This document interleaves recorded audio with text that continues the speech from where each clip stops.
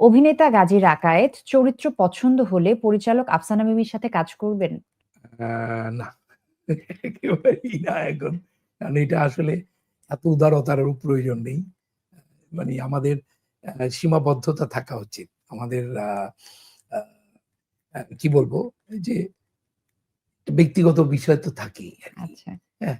আর তাহলে কি পার্সোনাল আর professional life mix না হয়ে গেল সেটা নাকি? একেবারেই আমার তরফ থেকে যেটা আছে, আমরা যে সোসাইটিতে বাস করি আ সেটাকে কি আমরা সহজেই এত ও বের হয়ে আসতে পারি? পারি না আরকি।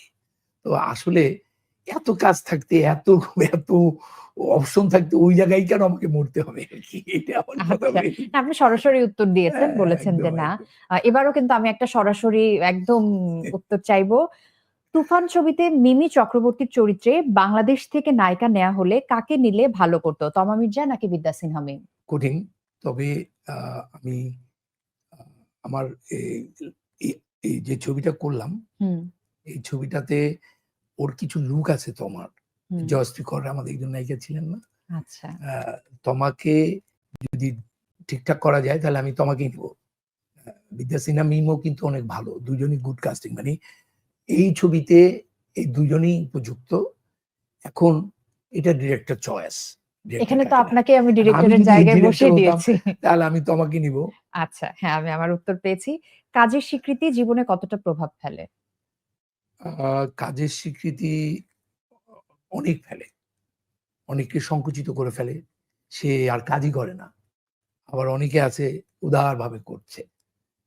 তো আমার কাছে আসলে আমার কাছে প্রভাব ফেলে না। ওইভাবে আমি বলব না প্রভাব ফেলে। কিন্তু সচেতন হয়ে আমি কাজ করি। কিন্তু আ এক অর্থে আমি ওটাকে মাথায় নেই না।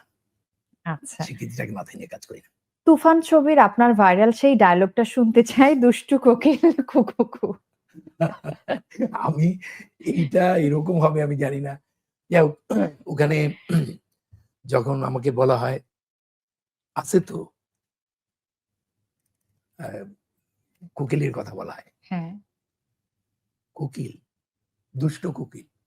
কু, কু। এটা আসলে ওই এনভায়রনমেন্ট টা মজার। আর আরেকটা জিনিস যেটা হচ্ছে যে সাধারণত আমি যে ধরনের অভিনয় এই যাবৎ করেছি, আমি এই ধরনের একটি কাজ করিনি। তবে হ্যাঁ, আমি প্রস্তুত এখন। মানে যেকোনো চরিত্রে অভিনয় করার জন্য আরকি। আমার 3rd ফিল্ম হিসেবে নতুন একটি চলচ্চিত্র আসছে। আমরা খুব শিগগিরই এর একটা প্রেস কনফারেন্স করব। আ তবে ছবিটির নামটা বলে দিই। তারপর ডিটেইল পরে জানাবে। হুম, ছবিটার নাম 'সি দ্য পার্সন' যেটা বাংলায় ছবিটার নাম হচ্ছে 'মানুষটিকে দেখো'। বাহ! এটা হচ্ছে আচ্ছা। আমার ২য় ছবি আরকি।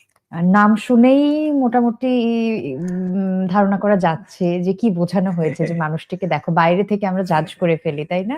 মানুষটিকে জানার কথা এটা বলা আমার হয়েছে। মনে হয় এই সময়ের সাথে যে হ্যাঁ। বৈষম্য, যে ভেদাভেদ, যে দুর্নীতি সবকিছু মিলে এবং আমরা যে কাট করে একটা কনক্লুশন নিয়ে ফেলি। হুম। এই সবকিছু মিলে আমার কাছে মনে হয়েছে এই সময়ের ছবি এটা হবে।